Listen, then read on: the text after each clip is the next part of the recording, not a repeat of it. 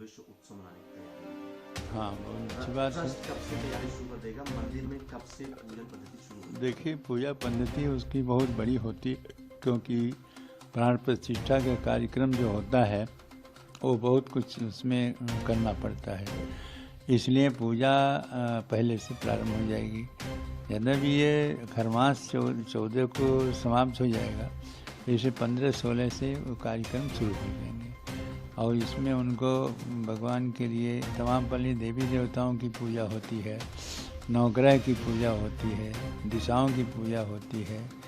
तो इस तरह से पूजा अर्चना पहले करना पड़ता है, फिर उसको उस मूर्ति को नगर भ्रमण कराना है और नगर भ्रमण नहीं करेंगे तो जैसे सुनाई पड़ता है कि वो परिसर भ्रमण कराएंगे। परिसर भ्रमण जहाँ बन रहा है उस क्षेत्र में कराएंगे, इतना ही करेंगे। उसके बाद जो उनकी प्रक्रिया है कि उनको अन्नादिवास, पुष्पादिवास, औषधादिवास, ये है दुग्धादिवास, जलादिवास, ये सब प्रक्रिया होगी।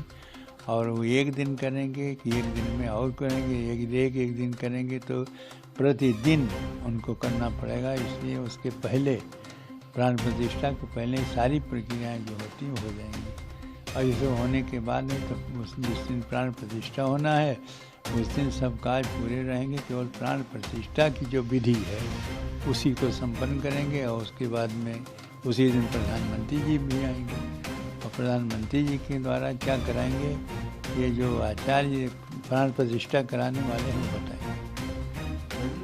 आंखों पे पट्टी देखिए, मानने की है कि भगवान की जो दृष्टि है जब प्राण प्रतिष्ठा हो जाती है तो उसके बाद में उसको वही शक्ति आ जाती है जिस देवता की प्राण प्रतिष्ठा जिस मूर्ति में किया जाता है, तो वो शक्ति वो आ जाता है। इसलिए उनकी आँख को बांधना हो जाता है और आँख बांधने के बाद जो शक्तियाँ हैं आँख से निकलती हैं, इसलिए उसको वो शक्ति जो उनमें स्थापित किया गया है मंत्रों के द्वारा वो बाहर न निकले तब तक, जब तक वो प्राण प्रतिष्ठा हो करके और वो जो सिंहासन है जहाँ उनको स्थापित करना है वहाँ जब तक स्थापित नहीं हो जाते। जब प्राण प्रतिष्ठा के बाद स्थापित हो जाएंगे तब उसके बाद में उसको भी सामने से नहीं, बगल से जो भी होंगे वो विशिष्ट लोग जिनको वो आचार्य जो हैं निर्देश देंगे वो उनकी पट्टी को खोलेंगे। पट्टी खोलने के बाद शीशा दिखाएंगे। शीशा दिखाने के बाद में सोने के सीख से उनको काजल लगाएंगे। ये 3 प्रक्रिया प्राण प्रतिष्ठा और स्थापित होने के बाद होती है। तो इसीलिए कि वो शक्ति जो है वो किसी प्रकार से सीधे और न करके किसी हानि न पहुंचा दे, इसी प्राण प्रतिष्ठा की वो जो कार्यक्रम होने के बाद में उसको पट्टी पहले बनाई जाती है, लेकिन प्राण प्रतिष्ठा होने के बाद जो खोलने की बात विधि है वो इस प्रकार से है। नई रामलला की नई मूर्ति बन रही है, लेकिन एक मूर्ति है जिसके पिछले 3 दशक से उसका क्या, उसी जगह वो मूर्ति होगी। हो सकता है जैसा हमें सूचना मिली है कि प्राण प्रतिष्ठित मूर्ति के स्थापित होने के पहले ही मूर्ति स्थापित हो जाएगी। उसमें यह है कि मूर्ति छोटी है और सभी लोग इसको दर्शन नहीं कर पाते हैं, इसलिए बड़ी मूर्ति की ज़रूरत पड़ी और एक 5 वर्ष के बालक के बराबर का वो मूर्ति बनी है। उसी मूर्ति की प्राण प्रतिष्ठा होगी।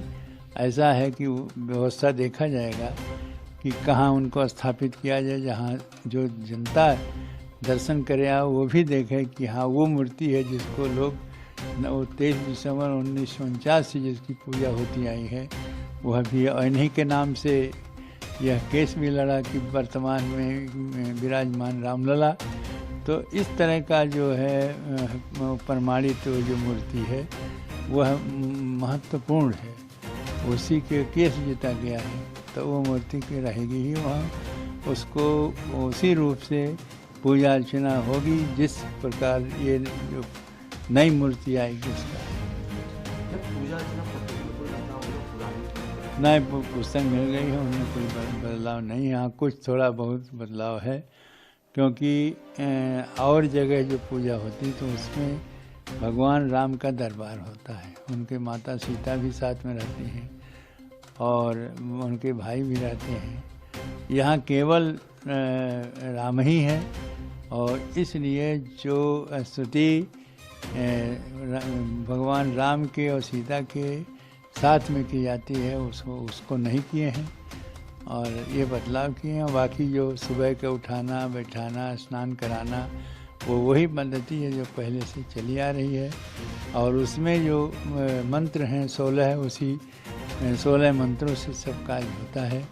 और साथ साथ ये है कि वो मंत्र जो हैं षोडशोपचार और पंचोपचार, 2 प्रकार की विशेष पूजा होती है।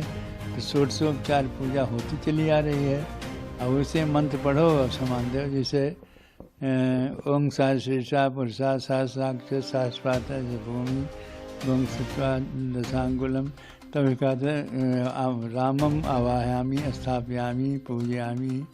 ये मंत्र पढ़ने के बाद उनका स्थापन किया जाता है, तो स्थान के जगह हुआ। फिर इसके बाद में आगे जो मंत्र हैं वो सामान देने के लिए, जल देना, उसके बाद आचमन कराना, स्नान कराना, फूल देना और वस्त्र पहनाना और जो मुकुट पहनाना, ये सारी बातें पहरा करके तब उनको अंत में श्रृंगार आरती होती। श्रृंगार आरती में फिर उनके बाद में उनको पुष्पांजलि होती है। अंत होता है जगे न जग में जंत देवास्तानि धर्माणि प्रथम न्यासन तेह नाकम महिमान सचन जत पूर्वे साध्या संति देवा। यह होगा पुष्पांजलि। इस प्रकार से शुरू हो मंत्र के द्वारा उनकी विधि विधान से पूजा होगी। आप बहुत लोग कह रहे हैं कि मंदिर पूरा बनने का इंतजार, क्या वजह? नहीं, जितने भाग में रामलला के स्थापित करना वो पूरा बन चुका है, और 3 खंड में बनना है तो तीनों खंड के अलग अलग व्यवस्था है, ठीक है। और 1 खंड बन गए हैं, इसे 1 खंड में कोई ऐसा नहीं है पूरा। हाँ, ये होता जैसे एक मंदिर ऐसे होता सीधे वहाँ तक जाएगा, शिखर तक, जो सीधे शिखर तक जाता है, बीच में कोई दूसरा चीज़ नहीं होता है। ऐसे मंदिर जैसे हनुमान गढ़ी बना हुआ है, और वो मंदिर बनते तो उसमें पूरा बनने के बाद ही उसकी शिखर की होगी। लेकिन इसमें 3 खंड हैं। 1 खंड में तो रामलला होंगे, दूसरे खंड में क्या करेंगे वो भी। 1 खंड पूरा बन गया है, इसलिए उसकी जितना भाग बना उसकी पूजा हो जाएगी, और उसके पूजा होने के बाद उसमें स्थापित हो जाएंगे। फिर उसके बाद जो काम होगा वो करते रहेंगे ऊपर।